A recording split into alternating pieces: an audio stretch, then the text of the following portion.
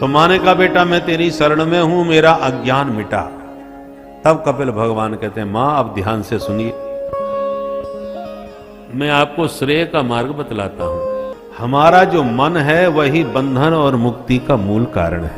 मन जब संसार के विषयों का चिंतन करने लगता है तो ये संसार में बांधने वाला बन जाता है, और यही मन जब भगवान के चरण कमलों का चिंतन करने लग जाए तो यही मन मुक्ति का साधन भी हो जाता है, बंधन से छुटकारा देने वाला बन जाता है। इसलिए माँ अपने मन को भगवान के चरणों में लगाओ।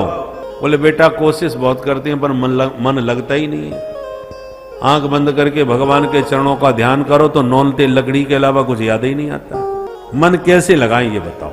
कपिल भगवान कहते हैं माँ तुम्हारा मन सीधे सीधे भगवान में नहीं लग रहा तो जिन महापुरुषों का मन पूरी तरह लग चुका हो तुम उन संतों के साथ लग जाओ, उनके दास बन जाओ। संगत की रंगत आएगी, अपने आप तुम्हारा मन भी ठहरने लगेगा, लगने लगेगा। बिजली का जो तार पकड़ लिया उसको तो करंट लग गया, अब तुम तार मत पकड़ो, बस पकड़ने वाले कोई पकड़ लो तो तुम्हें भी उतना ही भरपूर करंट लगेगा।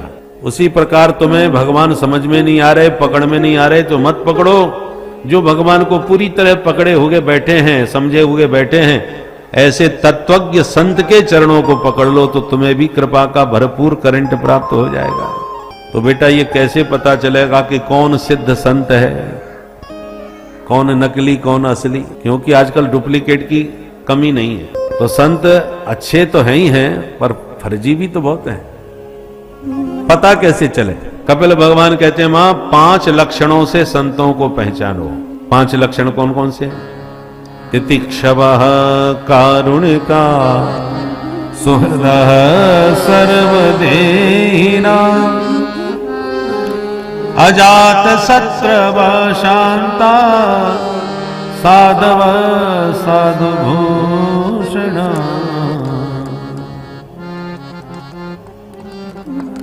ये साधुओं के सच्चे आभूषण हैं। पहला लक्षण तितिक्षवः। तितिक्षु माने सहनशील। साधु का कभी सम्मान होता है तो कभी अपमान होता है। साधु दोनों स्थितियों में समान रहता है। अपमान से उसे पीड़ा नहीं तो सम्मान से उसे कोई आकर्षण नहीं, दोनों से परे। कारुण का उसमें करुणा बहुत अधिक होती है, किसी का कष्ट वो देख नहीं पाता, हृदय उसका द्रवित हो जाता है। संत हृदय नवनीत समाना। तीसरी बात समस्त शरीरधारियों को वो अपना सुहृद मानता है, ये सब मेरे हैं। चौथी विशेषता अजात शत्रव। स्वप्न में भी कभी किसी व्यक्ति को शत्रु नहीं समझता, क्योंकि शत्रुता किससे करे? सब में उसे अपने प्रभु का दर्शन होने लगता है। तो निज प्रभु में देखें जगत कहसन करें विरोध। जिन्हें अपने प्रभु का दर्शन ही सब में हो रहा हो तो वो बैर विरोध किसी से कैसे कर सकते हैं? ये शरीर हमारा है, चाहे हाथ का हो, चाहे पैर का हो, चाहे पेट का हो या सिर का हो, तो पूरा शरीर हमारा और सभी अंग हमें प्यारे हैं। पर कई बार भोजन में जीभ कट जाती है। अब किसी ने कहा क्या हो गया, भोजन क्यों नहीं कर रहे? बोले क्या करें महाराज, जीभ कट गई। किसने काटी? अरे दांतों ने। अब अगला व्यक्ति आपको भड़काए कि तुम्हारे दांत बड़े दुष्ट हैं भाई, जीभ को काट दिया। वो इकलौती है, सुकुमारी है, कोमल है, और ये दुष्ट लोग 32 चारों तरफ से उसको घेर के खड़े हैं और उसके साथ अत्याचार कर रहे हैं।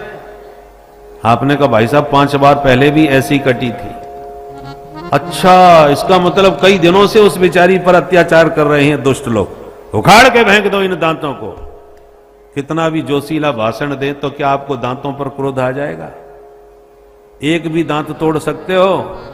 कोई नहीं तोड़ेगा, क्योंकि सबको पता है जीभ कटने का तो दर्द हो ही रहा है, दांत तोड़ेंगे तब भी दर्द हमको ही होना है। दांत भी तो हमारे हैं। जिह्वाम क्वचित संदसति तदद्भि तद्वेदनायाम कतमाय कुप्येत। तो जो विवेक हमें शरीर में है यही विवेक संतों को समस्त शरीरधारी संसार के जीवों में हो जाता है। इसलिए निज प्रभु में देखें जगत कहसन करें विरोध। सब में प्रभु का दर्शन करने वाले संत कभी किसी को अपना बैरी विरोधी नहीं मानते। ऐसे संतों का सत्संग करते करते आपका मन अपने आप ही भगवान में ठहरने लगेगा, लगने लगेगा।